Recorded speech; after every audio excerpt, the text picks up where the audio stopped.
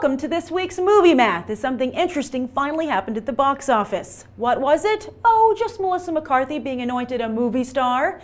Nemo couldn't stop her, bad word of mouth couldn't stop her. Yes, Identity Thief not only came in at the #1 spot, but scored the biggest opening of the year so far. Furthermore, McCarthy proved she doesn't need to steal anyone's identity, as she topped the opening of the flick that launched her film career, Bridesmaids, and has tremendous female support as they made up 58% of her audience here. Looks like McCarthy is paving the way for women in comedy, as Angelina Jolie has done in action, and notably they're the only two actresses in recent memory to have male roles rewritten for them, Jolie with Salt and McCarthy here with Identity Thief. But what could have also powered McCarthy to such a huge win is the controversy that erupted on Friday, when New York Observer movie critic Rex Reed filled his review with cruel jabs at McCarthy's weight. Focusing more on her appearance in the flick itself, he called her tractor-sized, a female hippo, plus obese and obnoxious. The uproar over his comments spilled over from the industry trades to the mainstream media, especially when McCarthy's Bridesmaid director Paul Feig tweeted that Reed should go f himself.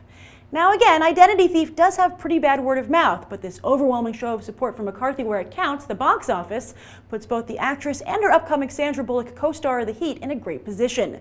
The only other project McCarthy has lined up is Tammy, which she co-wrote with her husband, where she basically takes Seth Rogen's place in the guilt trip opposite Shirley MacLaine. That means expect her to sign on to some new movies in the next few days, as is often the case when an actor dominates like this at the box office. While it was sunny at the #1 spot, the rest of the box office more accurately reflected the cold, harsh winter that enveloped the Northeast. The weekend's other new release, Side Effects, debuted at #3 with just $10 million. Steven Soderbergh and screenwriter Scott Z. Burns slipped back to their informant days, losing any ground they might have gained with Contagion. It seems that while Soderbergh's name carries a lot of cachet within the industry and with cinephiles, even after over 20 years in the business, he has yet to connect with mainstream audiences. Side Effects' lukewarm open also indicates that while Jude Law is part of the Sherlock Holmes franchise and Rooney Mara is the girl with the dragon tattoo, neither one can open a movie on their own. Mara might be able to eventually turn things around, but at this point, Law might just have to own up to a future of supporting roles. As for Channing Tatum, this doesn't bode well for his chances at a career in drama, but hey, I guess he'll just have to settle for dominating in comedy and rom-coms. The jury is still out on action. So what was #2? That would be Warm Bodies, which dropped a disturbing 43% in its second weekend. Apparently, unlike our, audiences are not warming to this genre romance. Then again, this is a movie that's pretty much been engineered to thrive further down the line than in theaters. And while it's not pulling in Twilight numbers, Warm Bodies has already outgrossed most of Summit's 2012 slate.